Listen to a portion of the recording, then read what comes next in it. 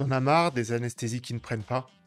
Tu veux une solution rapide, efficace et ultra ciblée? Dans cette vidéo, on refait un point global sur l'anesthésie intraligamentaire.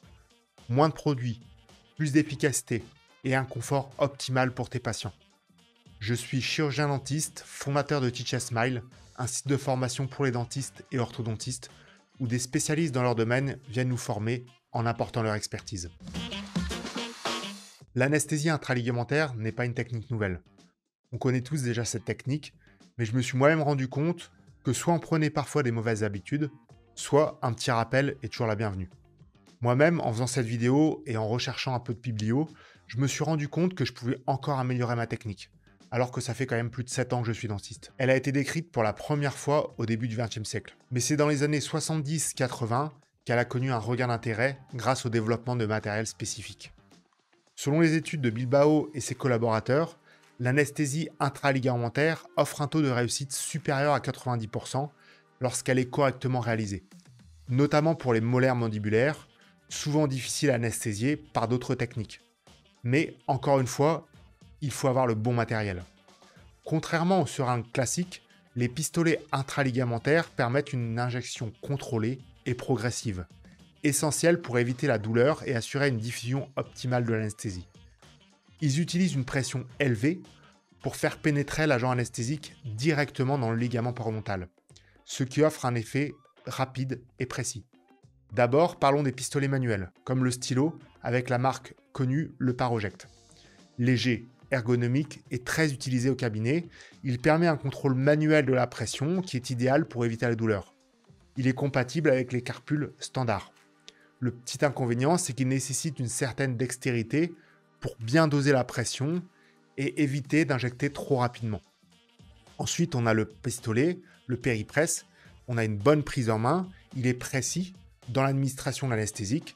Son utilisation est simple, même pour les praticiens moins habitués. Le petit inconvénient, c'est qu'il peut faire un peu peur, dû à son aspect quand même assez imposant. Ensuite, on a le stylo électronique, où le contrôle informatisé de la pression et du débit permet une injection parfaitement maîtrisée et régulière sans à-coups. Il réduit significativement la douleur grâce aux injections progressives et le patient ressent beaucoup moins d'inconfort par rapport aux seringues classiques.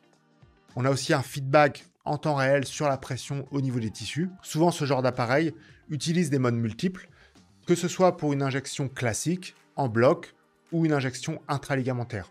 Tout est réglable en fonction du type de l'intervention.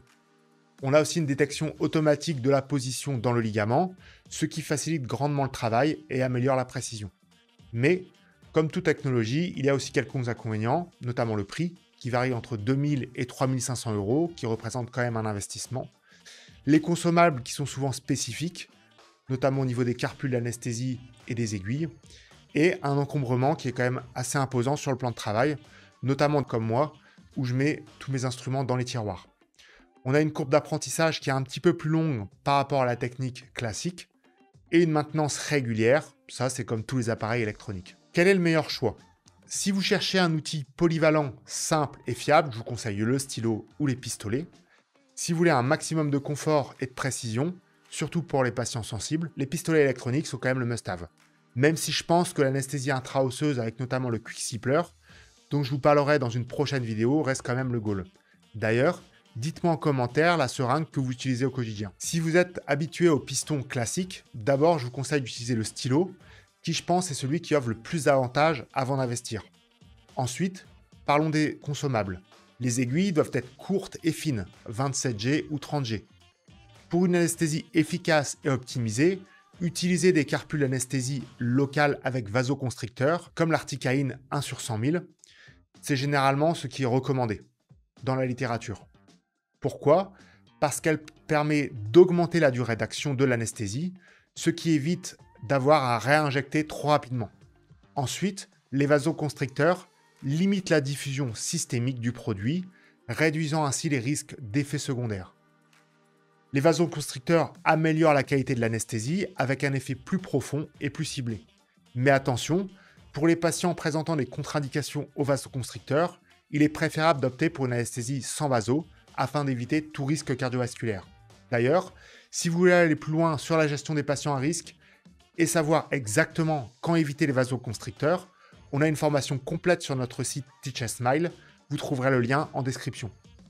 Dans quel cas utiliser l'anesthésie intraligamentaire? Lors du traitement d'une dent isolée, par exemple une 36, ou bien en complément à une anesthésie tronculaire insuffisante si l'effet n'est pas optimal. Cela permet d'obtenir l'anesthésie parfaite sans multiplier les injections. Elle est préconisée aussi pour une intervention rapide, comme une extraction par exemple, car elle dure 30 minutes environ. Le gros avantage, c'est que l'intraligamentaire est moins invasive et moins traumatique. Donc elle est à privilégier chez les patients avec un risque hémorragique élevé. Elle est aussi très utile pour le traitement des dents de lait chez les enfants. Passons ensuite au côté technique du geste. Avant toute chose, il faut bien repérer la zone d'injection. Identifiez le sillon gingival de la dent à anesthésier. Placez ensuite votre aiguille à environ 30 degrés par rapport à l'axe de la dent, une inclinaison idéale pour bien atteindre le ligament parodontal. Très important, toujours privilégier les faces mésiales et distales. Une fois bien positionné, insérez doucement l'aiguille dans le sillon gingival jusqu'à ressentir une légère résistance. Cette résistance est un indicateur clé. Elle signifie que vous avez bien atteint le ligament parodontal, là où le produit doit se diffuser. Maintenant, place à l'anesthésie. Exercez une pression constante et progressive. Le rythme d'injection doit être très lent, comme je vous le fais voir juste ici.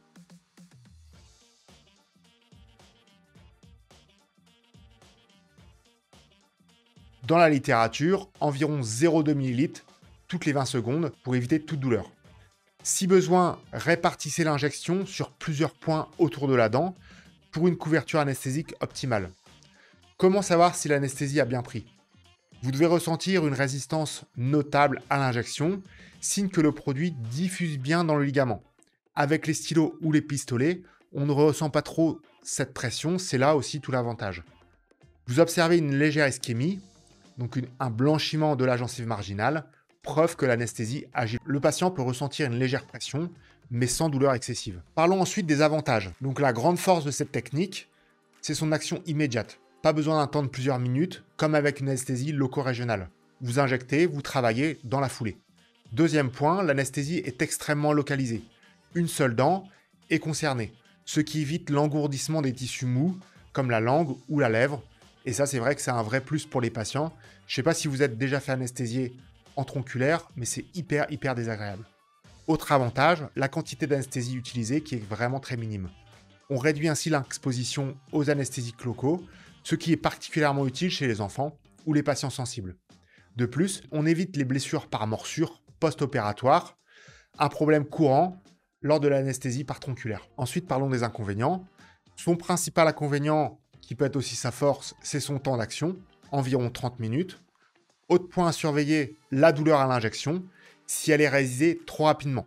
Le patient peut ressentir une pression désagréable. Il faut le prévenir juste avant, petite pression lors de l'anesthésie. Il faut aussi être conscient du risque de bactériémie transitoire, surtout chez les patients à risque, et de possibles lésions parodontales, si la technique est mal maîtrisée. Et puis dans certains cas, elle peut être inefficace, notamment en présence d'une inflammation aiguë importante de la pulpe, ou si la dent est trop infectée. L'anesthésie risque tout simplement de ne pas fonctionner, dû à l'acidité des tissus. D'ailleurs, cette technique est contre-indiquée en cas de parodontite sévère, et une injection trop rapide peut même provoquer une nécrose tissulaire. En conclusion, cette technique est de loin une des meilleures pour les dents mandibulaires. Il y a aussi l'anesthésie intra-osseuse, qui offre encore plus de confort, mais qui est encore plus technique. Dans tous les cas, cela demande une courbe d'apprentissage, et en sortant de la fac, c'est vrai qu'on est assez limité. J'ai moi-même appris encore plus de choses sur ce type d'anesthésie en faisant cette vidéo. Pour aller plus loin, venez découvrir nos formations spécialisées, vous trouverez le lien en description. Vous y trouverez des modules basés sur des cas cliniques réels pour intégrer facilement ces techniques dans vos cabinets. Si ce genre de contenu vous a plu, n'hésitez pas à liker, vous abonner et activer la cloche.